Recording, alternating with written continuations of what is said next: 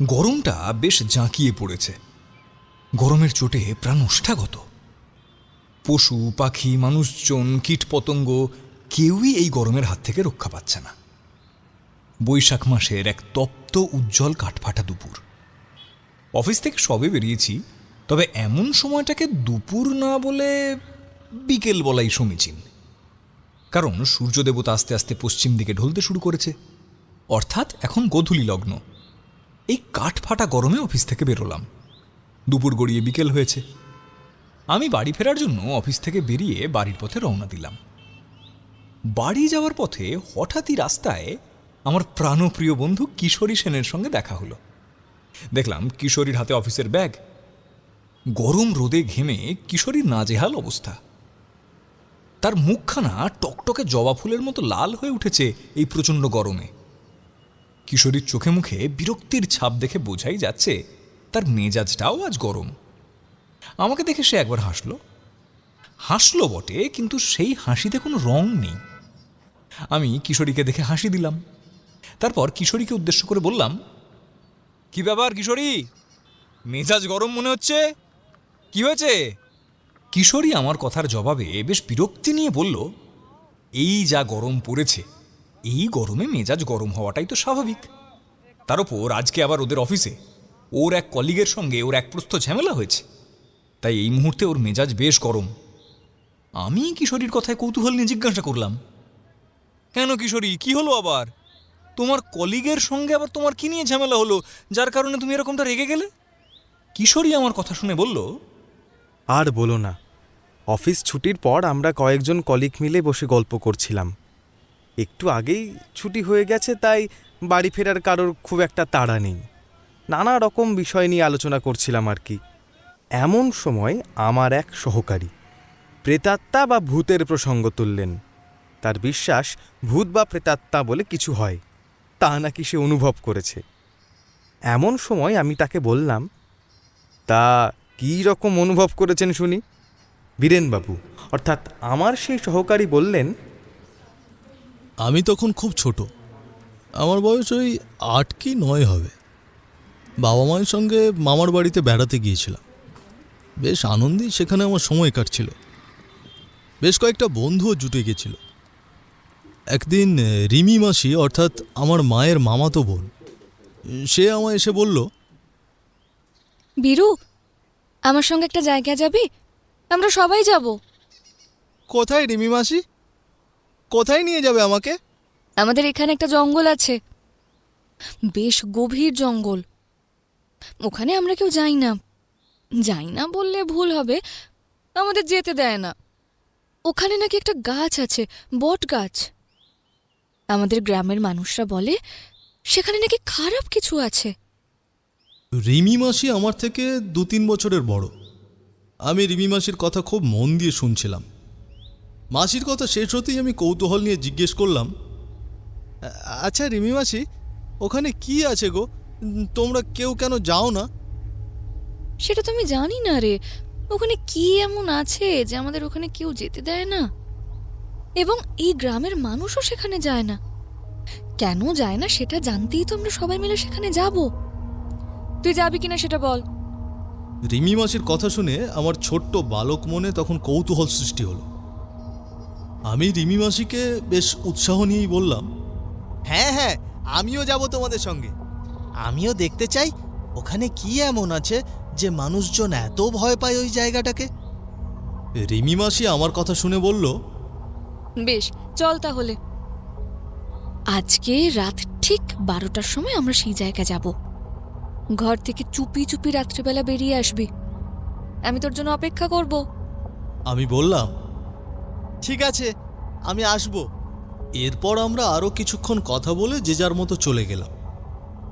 সেদিন রাতে আমি ঘর থেকে চুপি চুপি বেরিয়ে এলাম। তারপর অপেক্ষা করতে লাগলাম রিমি মাসির জন্য। কিছুক্ষণ পর রিমি মাসি আমার সামনে এসে দাঁড়ালো।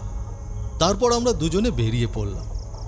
বাড়ি থেকে বেরোতেই দেখলাম আমাদের দলের সদস্যরা চলে এসেছে, অর্থাৎ আমরা যারা এই নতুন অ্যাডভেঞ্চারে যাব তারা সবাই। ওদেরকে দেখে আমরা এগিয়ে গেলাম ওদের দিকে। তারপর আমরা চুপি চুপি চলতে শুরু করলাম সেই জঙ্গলের দিকে। আমরা যে জঙ্গলে যাচ্ছি জঙ্গলটা গ্রামের বাইরে, আমাদের মামার বাড়ির গ্রাম থেকে বেশ কিছুটা দূরে। তাই আমরা আগেভাগেই বাড়ি থেকে বেরিয়ে পড়েছি ঠিক সময়ে পৌঁছানোর জন্য। আমরা দলে 5 থেকে 6 জন ছিলাম। সবাই আমার বয়সী, কিন্তু কেউ কেউ আমার থেকে 2-3 বছরের বড় হবে। আমরা সবাই মিলে চলেছি সেই জঙ্গলের উদ্দেশ্যে। প্রায় ঘন্টাখানেক হাঁটার পরে আমরা পৌঁছে গেলাম আমাদের গন্তব্যে। আমরা সেই জঙ্গলের সামনে দাঁড়িয়ে আছি। জঙ্গলটা বেশ গভীর, সেটা বাইরে থেকে দেখে বুঝতে পারছি। চারিদিকে ঘুটঘুটে অন্ধকার, জঙ্গলটা নিস্তব্ধ হয়ে আছে। আমাদের সকলেরই কেমন যেন গা ছমছম করে উঠল। আমরা ধীরে ধীরে জঙ্গলের ভেতরে প্রবেশ করলাম। বাইরে থেকে জঙ্গলটাকে যেমন অন্ধকারাচ্ছন্ন লাগছিল, জঙ্গলের ভেতরে এসে এক প্রস্তর অবাকই হলাম। জঙ্গলের ভেতরটা যেন এক অদ্ভুত মায়াবী আলোয় উদ্ভাসিত হয়ে আছে। চারিদিকে ঝিঁঝির করতাল, দূরের কোনো এক জায়গা থেকে শেয়াল ডাকছে। জোনাকি পোকারা এই নিস্তব্ধ নিঝুম জঙ্গলের মাঝে তাদের অলৌকিক আলো ছড়িয়ে দিচ্ছে। সব মিলিয়ে এই জঙ্গলের ভেতরে এক মায়াবী পরিবেশ সৃষ্টি হয়েছে। প্রকৃতির এই অদ্ভুত সৌন্দর্য কোনো ভাষা, কোনো শব্দ বা কোনো বর্ণ দিয়ে বর্ণনা করা যায় না। এজন্য এক অদ্ভুত খেলা, প্রকৃতির খেলা। ধরণী দেবী যেন এই জঙ্গলকে তার অদ্ভুত হাতের ছোঁয়ায় সাজিয়ে তুলেছে। যারা কবি সাহিত্যিক আছেন তারা এই প্রকৃতির সৌন্দর্য দেখে, এই জঙ্গলের সৌন্দর্য দেখে হয়তোবা এখানেই এই সুন্দর জঙ্গলকে নিয়ে কবিতা অথবা গল্প লিখে ফেলতে পারতেন। সাহিত্যিক মন বা কবি মন এইরকম সুন্দর প্রকৃতিই তো চায়। সে যাক, আমরা জঙ্গলের ভেতরে নীরবে হাঁটছি। আমাদের পায়ের শব্দ এই নিস্তব্ধ নিঝুম জঙ্গলটাকে আরো যেন বৈচিত্র্যময় করে তুলেছে। আমাদের সবার শরীর শিরশির করছে, গায়ে কাঁটা দিচ্ছে। মনে হচ্ছে এইখানে এই সুন্দর প্রকৃতিতে কোনো অলৌকিক ব্যাপার ঘটতেই পারে না। এখানে এমন সুন্দর বৈচিত্র্যময় জঙ্গলে, প্রকৃতি দেবীর এই অদ্ভুত মায়াবী অরণ্যে কোনো অশরীরী আত্মার বাস হতেই পারে না। যদিও আমি বা আমরা কেউই জোর দিয়ে বলতে পারি না এখানে কোনো অলৌকিক কিছু আছে, তবে আমার মনে হলো এখানে এই সুন্দর বৈচিত্র্যময় নিস্তব্ধ জঙ্গলে কোনো অলৌকিক ঘটনা ঘটতে পারে। বারবার কেন এই কথা মনে হচ্ছিল তা বলতে পারবো না, তবে আমার মন কিন্তু বারবার একই কথা বলছিল। তখন আমি ছোট, আমার এত কিছু বোঝার মতো বয়স হয়নি, তবুও কিন্তু আমার মন যেন কিছুতেই শান্ত থাকছিল না। আমার ছোট্ট শিশু মনের মধ্যে এক অদ্ভুত অস্বস্তির সৃষ্টি হচ্ছিল। এইভাবে আমরা জঙ্গলের ভেতরে ঘুরতে ঘুরতে একটা সময় পৌঁছে গেলাম সেই গাছের নিচে। এটি একটি শেওড়া গাছ। বেশি বড় নয়, কিন্তু অনেক বছরের পুরনো, প্রায় 200 বছর তো হবেই। আমরা সবাই মিলে ওই গাছটার নিচে দাঁড়িয়ে আছি। বেশ গা ছমছম করছে। গাছটা এতটাই ঝাড়া, দেখলে কেমন যেন ভয় ভয় লাগছে।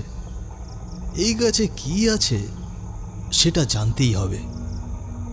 আমার এসব ভাবনার মধ্যেই আমাদের দলের একজন, অর্থাৎ পিটুস মামা বলে উঠল, একবার ডাক দিবি নাকি, যদি কেউ থাকে? পিটুস মামার কথা শুনে রিমি মাসি বলল, এই গাছে কে থাকবে বলতো?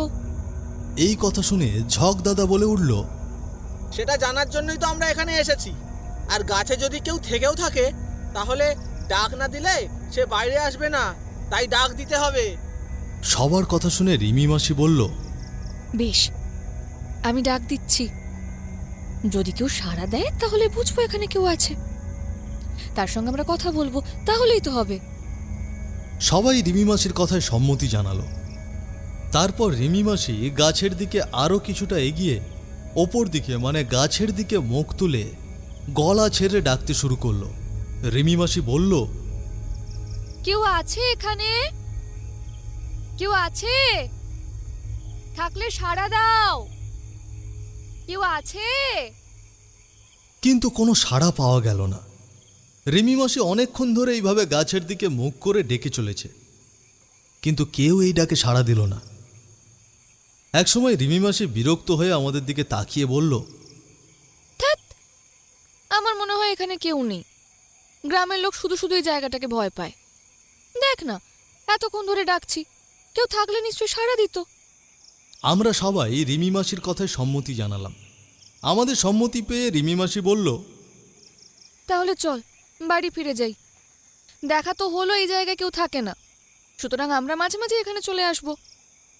দেখ না কি সুন্দর জায়গা, আমরা মাঝে মাঝে এখানে এসে খেলবো। আর শোন, আমরা যে এখানে এসেছি সেটা আমাদের বাড়ির লোক যেন না জানে। চল তাহলে এবার বাড়ি ফিরে যাই। রিমি মাসির কথায় সম্মতি জানিয়ে আমরা যেই বাড়ি ফিরতে যাব, এমন সময় এক ভয়ঙ্কর এবং আশ্চর্যজনক ঘটনা ঘটল আমাদের সঙ্গে।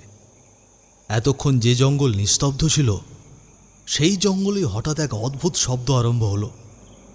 মনে হলো যে গাছটার তলায় আমরা দাঁড়িয়েছিলাম, সেই গাছের ওপরে কেউ যেন বসে আছে, একটা ছায়া অবয়ব। আমরা মনে মনে ভাবতে লাগলাম, আশ্চর্য, এতক্ষণ তো এই গাছে কেউই ছিল না, তাহলে হঠাৎ করে এই ছায়াটা কোথা থেকে এলো? অবয়বটাকে দেখে মনে হলো অবয়বটা বেশ লম্বা, গাছের ডালে লম্বা পা ঝুলিয়ে বসে আছে। মুখটা ঠিক বোঝা যাচ্ছে না, কিন্তু এটা যে কোনো পুরুষ সেটা বোঝা যাচ্ছে। অবয়বটাকে দেখে আমার বেশ ভয় লাগলো।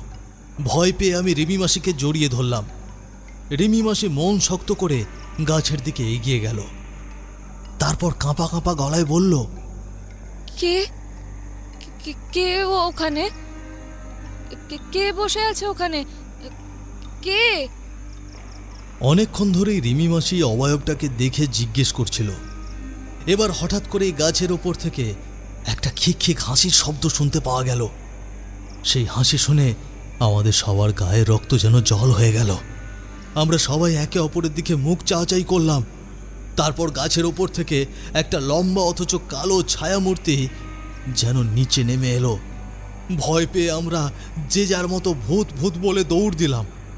আমরা যখনই দৌড় দিলাম তখনই বিদ্যুৎ চমকে উঠল। গাছের পাতাগুলো একটা তীব্র ঝড়ে যেন নড়তে লাগলো ভয়ঙ্করভাবে, যেন এই গাছগুলো আমাদের ওপরেই পড়ার জন্য এইভাবে নড়ছে। আমরা ভীষণ ভয় পেয়ে গেলাম। ভয় পেয়ে আমরা প্রাণপণে দৌড়তে থাকলাম, কিন্তু বেশিক্ষণ দৌড়তে পারলাম না। হঠাৎ করে একটা তীব্র আওয়াজে আমরা সবাই জ্ঞান হারিয়ে জঙ্গলের ভেতরে পড়ে রইলাম। সকালে যখন জ্ঞান ফিরল, তখন চারিদিকে রোদ উঠেছে। আমাদের ঘিরে দাঁড়িয়ে আছে বাড়ির লোকেরা। আমাদের জ্ঞান হয়েছে দেখে বাড়ির লোক স্বস্তির নিঃশ্বাস ফেলল। তারপর আমাদের সবাই বাড়ি নিয়ে এলো। বাড়ি নিয়ে এসে আমাদের বাড়ির লোক আমাদের খুবই বকাবকি করল রাতের বেলা জঙ্গলে যাওয়ার জন্য। তারপর আমরা আমাদের বাড়ির লোককে কাল রাতে জঙ্গলের ভেতরে যা যা দেখেছি সব কিছুই খুলে বললাম। সব কিছু শুনে বাড়ির লোকের চোখে মুখে একটা আতঙ্কের ছাপ ফুটে উঠল। আমাদের কথা শুনে আমাদের বাড়ির লোক বলল, কেন গিয়েছিলাম ওই জঙ্গলে? ওই জঙ্গলে একবার যে যায় সে আর বেঁচে ফেরে না। আমাদের নাকি ভাগ্য ভালো যে আমরা বেঁচে ফিরেছি। আসলে ওই জঙ্গলে অনেক বছর আগে এক ব্রহ্মচারী থাকতেন। তার নাম ছিল জগন্নাথ গোস্বামী। 9 বছর বয়সে তিনি ব্রহ্মচারী হয়ে সংসার ত্যাগ করেন। তখন থেকেই তিনি নাকি থাকতেন ওখানে। গ্রামের লোক তাকে খুবই শ্রদ্ধা করত। তাকে সিদ্ধে দিয়ে আসতো ওই চাল ডাল আলু এইসব আর কি। তার বাড়ির লোকও তাকে চাল কলা পাঠাতো, কিন্তু উনি এসব গ্রহণ করতেন না। রোজ ভোরবেলা তিনি তার ঝোলাটা নিয়ে গ্রামে গ্রামে ভিক্ষা করে বেড়াতেন। ব্রাহ্মণ মানুষ দেখে সবাই তাকে শ্রদ্ধা ভক্তি করত, ভিক্ষাও দিত। সেই ভিক্ষা করার চাল তিনি রান্না করতেন এবং বাকিটা তিনি গরিব দুঃখীদের দান করতেন। এভাবেই তার দিন কাটছিল। তার যখন 30 বছর বয়স, তখন হঠাৎ একদিন ওই জঙ্গলের কোণে তাকে মরা অবস্থায় পাওয়া যায়। কেউ যে তাকে হত্যা করেছে সে কথা বোঝাই গিয়েছিল, কিন্তু কে তাকে হত্যা করলো তা জানা যায়নি। তখন থেকেই ওই জঙ্গলে আর কেউ যায় না। সবার বিশ্বাস জগন্নাথ ব্রহ্মচারী এখনো ওখানে আছেন, আর তিনি পছন্দ করেন না, তাই আমরা যেন সেখানে কেউ না যাই। এই কথা বলে বাড়ির লোক থামল। আমার বালক মনে খুব কৌতূহল হলো, কে তাকে হত্যা করেছিল এইভাবে। আমি মনে মনে ঠিক করলাম আমি যাব সেখানে এবং এই রহস্যের সমাধান করব।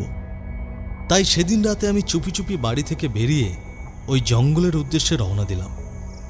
আর আমার সঙ্গে রিমি মাসিও ছিল। আমি যখন বাড়ি থেকে চুপি চুপি বের হচ্ছি তখন রিমি মাসি আমাকে দেখে ফেলে এবং আমার কাছে এসে জিজ্ঞাসা করে এত রাতে আমি কোথায় যাচ্ছি। রাত তখন 1টা হবে। রিমি মাসির কথা শুনে আমি ভয় পেয়ে যাই। আমি কোথায় যাচ্ছি সেটা যদি রিমি মাসি জানতে পারে তাহলে নিশ্চয়ই আমাকে বকাঝকা করবে অথবা বাড়ির লোককে বলে দেবে। আমি রিমি মাসির দিকে তাকালাম। রিমি মাসি আমার দিকে কৌতূহলীর দৃষ্টি নিয়ে তাকিয়ে আছে। আমি একটা শুকনো ঢোক গিলে আমতা আমতা করে বললাম, ইয়ে মাসি, আসলে আমি কে তুই?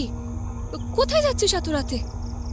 রিমি মাসির প্রশ্ন শুনে আমি ভয় পেলাম। কি বলবো এখন আমি তবুও মনে সাহস এনে বললাম, কই, কোথাও না তো। কোথাও না যখন, তখন এত রাতে চুপি চুপি বাড়ি থেকে বেরিয়ে যাচ্ছিস কেন? সত্যি কথা বল, সত্যি কথা বল, কোথায় যাচ্ছিস তুই? রিমি মাসির এই পুলিশের মতো জেরা শুনে আমি আর আমার মনের কথাটাকে চেপে রাখতে পারলাম না। এবার আমি বলেই ফেললাম আমি কোথায় যাচ্ছি। আমি বললাম, আসলে রিমি মাসি, আমি না ওই জঙ্গলে যাচ্ছিলাম। আসলে ওখানে যিনি থাকতেন, অর্থাৎ সেই ব্রহ্মচারী, তার মৃত্যুটা আমার কাছে খুবই রহস্যময় মনে হচ্ছে। হঠাৎ করে একটা মানুষ এইভাবে মারা যেতে পারে? যদিও গ্রামের লোক স্বীকার করেছে তাকে হত্যা করা হয়েছিল, তবুও হত্যাকারী কে তা তো জানা যায়নি। আমার ওটাই কৌতূহল হচ্ছে, তাকে কে বা কারা হত্যা করলো? একজন সাধারণ ব্রহ্মচারীকে কে হত্যা করতে পারে? আমি সেটা জানার জন্যই ওই জঙ্গলে যাচ্ছি। আমার এই ছোট্ট মুখে এই রকম জ্ঞানের কথা শুনে মাসি অবাক হলো। মাসির ধারণা হলো আমি অল্প বয়সে খুব পেকে গিয়েছি। তবুও মাসি আমাকে বলল, তুই খুব পাকা পাকা কথা বলছিস। যদিও তুই ঠিকই বলছিস, আমারও খুব জানার ইচ্ছে ওই জগন্নাথ ব্রহ্মচারী কে, আর কে বা কারা এরকম নির্মমভাবে হত্যা করলো। তে তোর সঙ্গে আমিও সেখানে যাব আর জানবো কে বা কারা তাকে হত্যা করলো। মাসির কথা শুনে আমি খুশি হয়ে উঠলাম। তারপর বললাম, সত্যি তুমি যাবে মাসি? আমার কথা শুনে মাসি বলল, হ্যাঁ যাব, এবং জানার চেষ্টা করব সেখানে কি ঘটেছিল, কে বা কারা ওনাকে হত্যা করেছিল। আমি বললাম, তাহলে চলো, আর দেরি করো না। এরপর আমরা দুজনেই বেরিয়ে পড়লাম সেই জঙ্গলের উদ্দেশ্যে। জঙ্গলটা গ্রামের একেবারে বাইরে, সেটা আগেই বলেছি। আমরা দুজন হাঁটতে হাঁটতে একটা সময় সেই ভয়ঙ্কর রহস্যময় জঙ্গলের সামনে এসে দাঁড়ালাম। তারপর ধীরে ধীরে প্রবেশ করলাম সেই জঙ্গলের ভেতর। সেই প্রাকৃতিক দৃশ্য, সুন্দর পরিবেশ, তবে সেই সব সুন্দর দৃশ্য দেখার মতো মনের অবস্থা আমাদের ছিল না। একটা অচেনা ভয় এবং কৌতূহল দুটোই আমাদের মনের মধ্যে কাজ করছিল। হাঁটতে হাঁটতে আমরা সেই গাছটার সামনে এসে দাঁড়ালাম। ভয় লাগছিল বেশ, কিন্তু তবুও মনে সাহস নিয়ে আমরা সেই জগন্নাথ ব্রহ্মচারীকে ডাকতে শুরু করলাম। আমরা প্রথমে হাত জোড় করে তাকে প্রণাম জানালাম এবং খুব আস্তে মিহি স্বরে তাকে ডাকতে লাগলাম, হে ব্রহ্মচারী দেবতা, আপনি আমাদের সামনে আসুন, আমরা আপনার সঙ্গে কথা বলতে চাই। আসুন সামনে, আসুন। হে ব্রহ্মচারী দেবতা, আপনি আমাদের সামনে দয়া করে আসুন, আমাদের দর্শন দিন। আমরা শুধু আপনার সঙ্গে দেখা করতে এসেছি, আপনার কোনো ক্ষতি করতে নয়। দয়া করে আর লুকিয়ে থাকবেন না। হে ব্রহ্মচারী দেবতা, আপনি দয়া করে আমাদের সামনে আসুন। এইভাবে সেই ব্রহ্মচারী দেবতাকে ডাকতে লাগলাম। একসময় দেখলাম গাছের ওপরে একটা ছায়াময় অবয়ব দেখা যাচ্ছে। সেই অবয়বকে দেখে আমরা দুহাত জড়ো করে প্রণাম করলাম এবং তাকে বললাম, আপনার দর্শন পেয়ে আমরা ধন্য হলাম। আমরা আপনার সঙ্গে কথা বলতে চাই। দয়া করে আমাদের প্রশ্নের উত্তর দিন। আমাদের কথা শুনে সেই ছায়াময় অবয়বটা আমাদের কথার উত্তর দিল। সে একটা খসখসে অথচ মিহি কণ্ঠে বলল, বলো বলো বাবারা, তোমরা কি জানতে চাও? হাত জোড় করে তাকে বললাম, আসলে আমরা জানতে চাই আপনার সঙ্গে কি ঘটেছিল।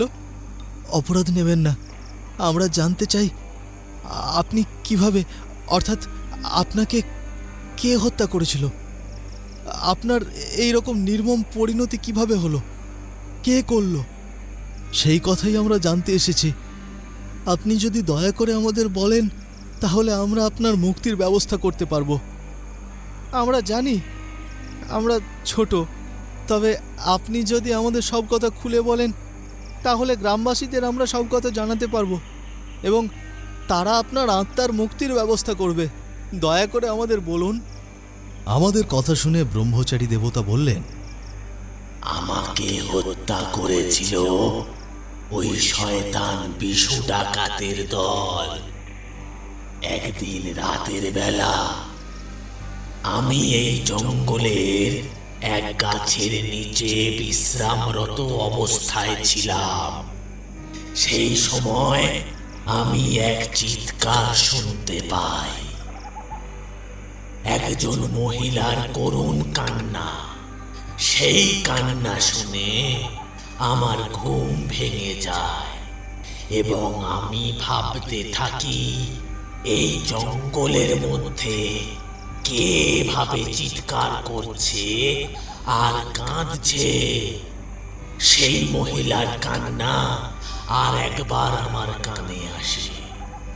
আমি এবার সতর্ক হয়ে উঠে বসি এবং জঙ্গলের মধ্যে সেই মহিলার কান্না অনুসরণ করে হাঁটতে থাকি। এক সময় আমি এই জঙ্গলের এক ফাঁকা স্থানে পৌঁছাই এবং দেখি এক বিশাল বড় এলাকা। এখানে একটি পাথরের কালী মূর্তি রাখা আছে এবং তাকে ঘিরে রয়েছে প্রায় 40 থেকে 50 জন লোক।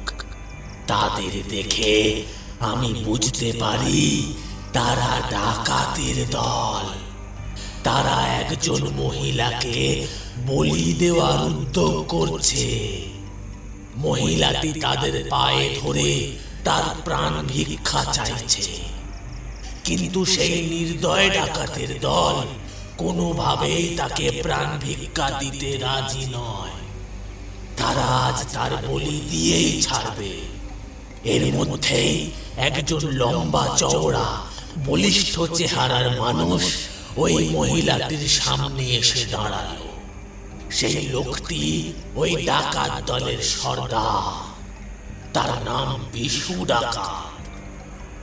বিশু ডাকাত এককালে এই এলাকার সবচেয়ে বড় ডাকাত ছিল।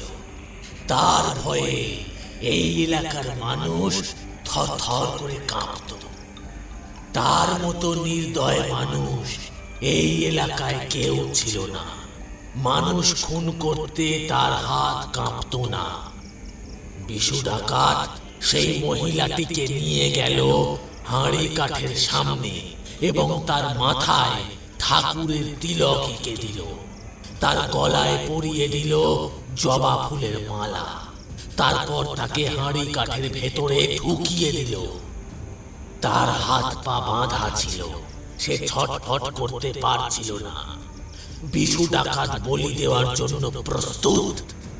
এতক্ষণ একটা গাছের আড়ালে দাঁড়িয়ে থেকে আমি সব দেখছিলাম, কিন্তু আজ সহ্য করতে পারলাম না।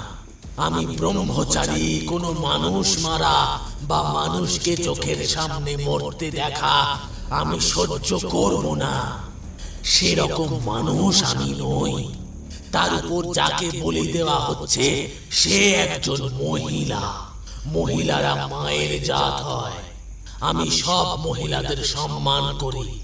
আমার সামনে এই রকম নির্মম ভাবে একজন মহিলাকে হত্যা করবে, সে তো আমি সহ্য করব না। তাই আমি আর চুপ করে থাকতে পারলাম না, গাছের আড়াল থেকে বেরিয়ে এসে বিশু ডাকাতের সামনে দাঁড়ালাম। তারপর তাকে বললাম, এ কি করছো তুমি বিশু? দোহাই লাগি ওনাকে ছেড়ে দাও। এরকম পাপ কাজ করো না, করো না, তোমরা পাপ লাগবে। তোমার নরকেও জায়গা হবে না। মহিলারা মায়ের জাত হয়, তাকে সম্মান করতে শেখো। আর তুমি কিনা একজন মহিলাকে বলি দিচ্ছ। সেটা তোমার ঠাকুর মেনে নেবে? তিনি ক্ষমা করবেন তোমাকে? কখনোই ক্ষমা করবেন না। তিনি নিজেও একজন মেয়ে, তিনি একজন মা। মা হয়ে সন্তানের মৃত্যু তিনি দেখতে পারবেন না। তাই আমি বলছি বিশু, ওনাকে ছেড়ে দাও, ভালো হয়ে যাও, ধর্মের পথে চলো, দেখবে তোমার মঙ্গল হবে। আমার কথা শোনো বিশু ডাকাত, বিশু, আমার কথা শোনো। কিন্তু বিশু ডাকাত খুব জোরে জোরে হেসে উঠল আর তারপর বলল, এই যে ব্রহ্মচারী মশাই, কেন আমাদের কাজে বাধা দিচ্ছেন? মা আজ বলি চেয়েছেন, তাই মাকে আজ বলি দিচ্ছি। আপনি মায়ের বলিতে বাধা দিচ্ছেন, আপনি যে মায়ের রোষে পড়বেন। বিশুর কথা শুনে আমি বিশুকে বললাম, মা কখনো বলি চান না বিশু। মা কখনো সন্তানের মৃত্যু দেখতে পারেন না। তুমি যাকে বলি বলছো সেটা বলি নয়, সেটা একটা নেশা বিশু, মানুষের মনের নেশা। আমার কথা শুনে বিশু ডাকাত আরো জোরে জোরে হেসে উঠল আর তার সঙ্গে হেসে উঠল সেই ডাকাতের দল। অনেকক্ষণ ধরে তারা হাসলো, তারপর হাসি থামিয়ে বলল, আপনার জ্ঞানের কথা আপনার কাছে রাখুন, আপনি আমাদের কাজ করতে দিন, আপনি চলে যান এখান থেকে। আমি আরো জোর দিয়ে বললাম, কখনোই না, এই অন্যায় আমি কিছুতেই হতে দেব না। আমি একজনকে কিছুতেই মৃত্যুর মুখে পড়তে দেব না, আর এই পাপ কাজ কিছুতেই তোমায় করতে দেব না। আমার কথা শুনে বিশু বলল, তাই নাকি? আপনি আমাদের আটকাবেন? বেশ, আটকান। কিভাবে আটকান সেটাও আমরা দেখি। তারপর বিশু ডাকাত তার চেলা চামুন্ডাদের বলল, এই, এনাকে ধরতো। আজ মায়ের সামনে দুটো বলি হবে, দুটো। বিশু ডাকাতের কথা শুনে তার ছেলেরা আমাকে ধরল এবং আমাকে বিশু ডাকাত সেই রাতেই হত্যা করল। তারপর আমার মৃতদেহটা ফেলে দিল জঙ্গলের মধ্যে। মৃত্যুর আগে আমি বিশু ডাকাতকে অভিশাপ দিয়েছিলাম, আমি একজন ব্রহ্মচারী, সারা জীবন ব্রহ্মচর্য পালন করে এসেছি, আর আমাকেই তুমি নির্মমভাবে হত্যা করলে। বেশ, তুমি জেনে রেখো, তুমিও পার পাবে না। এর শাস্তি তুমি পাবেই। তুমি তোমার পাপ থেকে মুক্তি পাবে না। এটা আমার অভিশাপ, এবং এই জঙ্গল আজ থেকে অভিশপ্ত। যে এই জঙ্গলে পা রাখবে তারই মৃত্যু ঘটবে, এই কথা জেনে রেখো। এই কথা বলে আমার মৃত্যু হয়েছিল। এতক্ষণ আমরা ব্রহ্মচারী দেবতার কথা শুনছিলাম। এরপর জিজ্ঞেস করলাম, আচ্ছা, আপনার অভিশাপ কি ফলেছিল? ওই বিশু ডাকাত কি তার পাপের শাস্তি পেয়েছিল? আমাদের কথা শুনে ব্রহ্মচারী দেবতা বললেন, ফলেছিল। ওই বিশু ডাকাত যা যা অন্যায় করেছিল তার সব শাস্তিও পেয়েছিল। মৃত্যুর সময় ওর দেহটা পচে গলে ধ্বংস হয়ে গিয়েছিল এবং তার ডাকাত দলের লোকই তাকে ফেলে রেখে চলে গিয়েছিল। এই কথা বলেই ব্রহ্মচারী দেবতা থামলেন। এবার জিজ্ঞেস করলাম, আচ্ছা, আপনার মুক্তি কিভাবে হবে সেটা যদি বলেন। গ্রামের লোক আমাকে দাহ করেছিল ঠিকই, কিন্তু আমার শ্রাদ্ধ শান্তি হয়নি।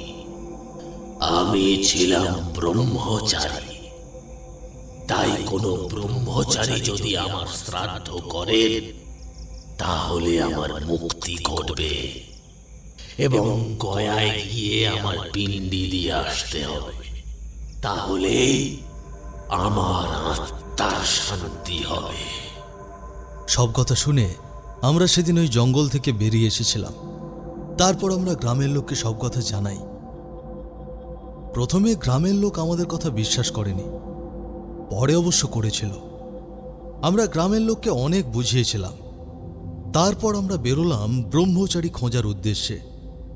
অনেক খোঁজার পর একজন ব্রহ্মচারীকে পেলাম। তার নাম ছিল অঘোরনাথ। তিনি জগন্নাথ ব্রহ্মচারীর শ্রাদ্ধ করেন। প্রায় 5 গ্রামের লোক খাওয়ানো হয়। তারপর অঘোরনাথ ব্রহ্মচারী গয়ায় গিয়ে ব্রহ্মচারী দেবতার পিণ্ডি দিয়ে আসেন। এরপর থেকে ওই জঙ্গলও শান্ত হয়ে যায় এবং ব্রহ্মচারী দেবতার অভিশাপও কেটে যায়। এই কথা বলে বীরেনবাবু থামলেন। আমরা অবাক হয়ে এতক্ষণ তার কথা শুনছিলাম। এরপর আমার এক কলিগ, অর্থাৎ ওই যার সঙ্গে আমার ঝামেলা লেগেছিল, সে বলল, ধুর, তা আবার হয় নাকি? যত সব বোগাস কথাবার্তা। তবে কিশোরীবাবু শুনেছি কোনো এক তান্ত্রিকের কাছে যান, যত সব বুজরুকি। এই কথা শুনে আমার মাথা গরম হয়ে গেল। আমি তাকে বললাম, দেখুন, যার যা বিশ্বাস তার তার কাছে। আর যদিও আমি এসব কথা বিশ্বাস করি না, তবুও কাউকে অসম্মান করি না। আর কি যেন বলছিলেন? হ্যাঁ, আমি আমাদের ঠাকুর মশাইয়ের কাছে যাই, তাতে কি হয়েছে? আমি তাকে শ্রদ্ধা করি, সম্মান করি। তিনি একজন শ্রদ্ধেয় মানুষ। আপনি তার নামে কোনো খারাপ কথা বলতে পারবেন না। আরে এই নিয়ে আমাদের তর্ক বেঁধে গেল। অনেক কষ্টে কলিগরা আমাদের ছাড়ালো। সেই থেকে মাথাটা গরম হয়ে আছে। কিশোরী এই কথা বলে থামল। আমি কিশোরীকে বললাম, ঠিক আছে ঠিক আছে, এত মাথা গরম করতে হবে না। চলো এখন ঠাকুরমশাইয়ের কাছে যাই, ওখানে গিয়ে একটা জম্পেশ গল্প শুনে আসি, তাহলে তোমার মন মেজাজ দুটোই ঠান্ডা হয়ে যাবে। চলো চলো চলো। এরপর আমরা বেরিয়ে পড়লাম ঠাকুরমশাইয়ের বাড়ির উদ্দেশ্যে।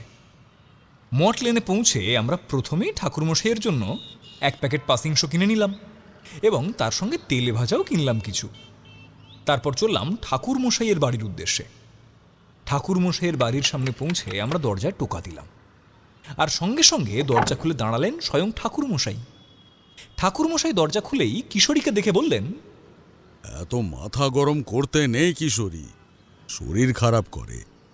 আরে বাবা, ঝগড়া ঝামেলা অশান্তি তো মানুষের মধ্যে হয়েই থাকে, তাই বলে এমন মাথা গরম করবে, এইটা কিন্তু ঠিক নয়। আমি আর কিশোরী অবাক হয়ে গেলাম ঠাকুরমশাইয়ের এরকম কথা শুনে। ঠাকুরমশাই কি করে জানলেন যে আজ কিশোরীর মাথা গরম? আমাদের ভাবনার মাঝেই ঠাকুরমশাই আবার বললেন, বলি, বাইরে দাঁড়িয়ে থাকবে নাকি ভেতরেও আসবে? ঠাকুরমশাইয়ের কথা শুনে আমি আর কিশোরী বাড়ির ভেতরে প্রবেশ করলাম। ঠাকুরমশাই আমাদের নিয়ে গিয়ে তার বাড়ির বৈঠকখানার তক্তপোষে বসালেন। ঠাকুরমশাই বললেন, আরে বসো বসো, আগে বসো তো দেখি। কিশোরী তো একদম অফিস থেকেই এসেছে, বড় ক্লান্ত। জমিয়ে বসো, আমি চারিকে বলে তোমাদের কিছু খাওয়ার ব্যবস্থা করি। এরপর ঠাকুরমশাই ভেতরে চলে গেলেন চারিকে আমাদের কথা বলতে। আমি আর কিশোরী ঠাকুরমশাইয়ের বৈঠকখানায় চুপচাপ বসে রইলাম। কিছুক্ষণ পর ঠাকুরমশাই ফিরে এলেন। তারপর আমাদের সামনে চৌকিতে এসে বসলেন, আর সঙ্গে সঙ্গে চারি ভেতর থেকে বেরিয়ে এলো। সঙ্গে করে নিয়ে এলো চা আর তেল দিয়ে চপচপ করে মাখা মুড়ি। তারপর খাবারগুলো আমাদের সামনে রেখে আমাদের দেখে একগাল হেসে বলল, কাকা বাবুরা যে, ভালো আছো তো তোমরা? হ্যাঁ রে চারি, ভালোই আছি। তা তুই কেমন আছিস বল? এই তো কাকা বাবু, ভালোই আছি। তোমরা বসো, আমার মেলা কাজ পড়ে আছে, আমি গিয়ে কাজগুলো সারি। এই বলে চারি ভিতরে চলে গেল।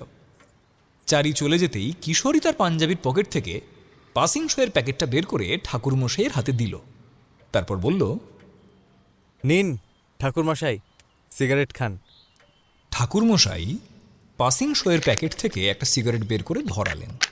তারপর ঘন ঘন টান দিতে লাগলেন। এবার আমি ঠাকুরমশাইকে উদ্দেশ্য করে বললাম, ঠাকুরমশাই, একটা ঘটনা বলুন তো, যাতে আমাদের মন মেজাজ দুটোই ভালো হয়ে যায়। ঠাকুরমশাই আমাদের কথা শুনে বললেন, বেশ, তা বলো, আজকে তোমরা কি রকমের গল্প শুনতে চাও? আজকে আমাদের কোনো দাবি নেই ঠাকুরমশাই, আপনি আজ যা শোনাবেন তাই শুনব। আমার কথা শুনে ঠাকুরমশাই বললেন, বেশ, তোমরা আগে খেয়ে নাও, তারপর আমি গল্প শুরু করছি। ঠাকুরমশাইয়ের কথা শুনে আমরা খেতে শুরু করলাম। আর ঠাকুরমশাই কিছুক্ষণ চিন্তা করলেন। ঠাকুরমশাইয়ের এরকম অবস্থার কথা আমার আর কিশোরীর ভালো করেই জানা আছে। তিনি তার অতীতের স্মৃতিচারণ করে তার অতীত জীবনে তার সঙ্গে ঘটে যাওয়া কোনো ঘটনা আমাদের সামনে তুলে আনছেন। আমার কথা সত্যি হলো। ঠাকুরমশাই স্বল্প কিছুক্ষণের মধ্যে তার গল্প শুরু করলেন। ঠাকুরমশাই একটা সিগারেট ধরিয়ে ধীরে ধীরে বলতে শুরু করলেন আজকের ঘটনা। সে আজ বহুদিন আগের কথা। তখন আমার ভবঘুরে জীবন। পথে পথে সাধু সন্ন্যাসীদের আশায় ঘুরছি। সারাদিন পথে ঘাটেই ঘুরি। রাত হলেই কোনো গৃহস্থের বাড়িতে আশ্রয় নিই। সেই রকম সেই দিনও সারাদিন ঘুরে ঘুরে ক্লান্ত হয়ে একটা গ্রামের সীমানায় একটা বট গাছের তলায় আশ্রয় নিলাম। ভাবলাম আজকের রাতটা এই গাছের তলাতেই বসে কাটিয়ে দেব। তা সেই মতো আমি ওই গাছের তলায় বসে পড়লাম। আমার সঙ্গে কিছু চিঁড়ে আর মুড়ি ছিল। রাতের খাবার হিসেবে সেগুলো গলাধ্যকরণ করলাম। তারপর ওই গাছের নিচেই শুয়ে পড়লাম। সবে ঘুমটা লেগেছে, এমন সময় একটা ভারী অথচ মিহি কণ্ঠে শুনতে পেলাম কেউ যেন আমাকে ডাকছে। কণ্ঠস্বরটি বলছে, সাধু বাবা, সাধু বাবা, আপনি এখানে কি করছেন সাধু বাবা? সেই কণ্ঠস্বরটা শুনে আমি ধীরে ধীরে চোখ খুললাম। চোখ খুলে দেখলাম এক বলিষ্ঠ চেহারার মানুষ হাত জোড় করে আমার সামনে দাঁড়িয়ে আছে। তার পরনে খুব দামি ধুতি আর পাঞ্জাবি, চোখে মোটা ফ্রেমের সোনার চশমা, হাতে আর গলায় সোনার অলংকার, অর্থাৎ দু হাতের 10টি আঙুলে 10টি আংটি, সবগুলোই সোনার এবং নানা রকমের পাথর খোদিত, যেমন ধরো চুনি, পান্না, হিরে, এইসব আর কি। আর তার গলায় মোটা একটা সোনার হার। দেখে বোঝাই যাচ্ছে ইনি খুব সম্ভ্রান্ত পরিবারের ছেলে।